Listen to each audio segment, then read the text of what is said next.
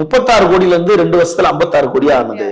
8 ஆண்டுகள்ல 305 கோடி அசையும் சொத்து, 98 கோடி அசையா சொத்து அப்படின்னும் போதே, அசையும் சொத்து அசையா சொத்து மாறலாம். ஆனா 305 கோடி 98 கோடி இது தனித்தனியா ப்ராப்பர்ட்டி உங்ககிட்ட இருக்குன்னா, இதுல ஒரு பெரிய ஷேரை ஃபர்ஸ்ட் பங்கு பணம் போடுறாரு.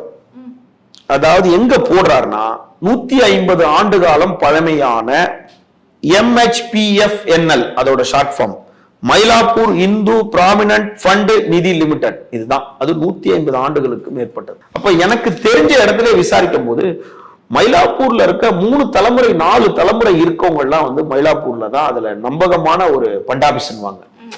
நமக்கு தெரிஞ்சவங்கள சின்ன வயசுல எல்லாம் கேள்விப்பட்டா மயிலாப்பூர் பண்டாபிஸ்ல தான் நகை வச்சிருக்கோம், பண்டாபிஸ்ல நகை வச்சு வாங்கிட்டு வந்தோம் அப்படின்னு தான் சொல்லுவாங்க. இந்த பண்டாபிஸ்குள்ள இதுல பெரும்பாலும் பிராமின்ஸ், அந்த மயிலாப்பூரை சுத்தி இருக்கவங்க எல்லாம் ஒரு நம்பகமான 150 வருஷம் அமைப்பா இருக்க ரிட்டையர்ட் ஆகுறது, ஜொல்லு வர்றது, பணம் வர்றது, வீடு அப்படி இதெல்லாம் போடுவாங்க. இதுல இவங்க என்ன பண்றாங்க, பணத்தை போடுறாங்க முதலீடு. அதாவது தங்கம் வச்சு பண்டாபிஸ்ல என்ன பண்றாங்க, ஃபண்ட் இதை பண்ணிட்டு இருக்காங்க. இதுக்கு நடுவுல என்ன ஆகுதுன்னு கேட்டா, இவரும் அதுல போயிட்டு கொஞ்சம் உள்ள வராரு, அதிகமான ஷேர் வாங்குறாரு. அதுல இவரும் ஒரு போர்டு மெம்பர்ல ஒருத்தரா வராரு. அப்படியே உள்ள நுழையிறாரு. வந்தவொடனே ஒரு 10-15 பேர் ஓட்டு போடணும் இவருக்கு.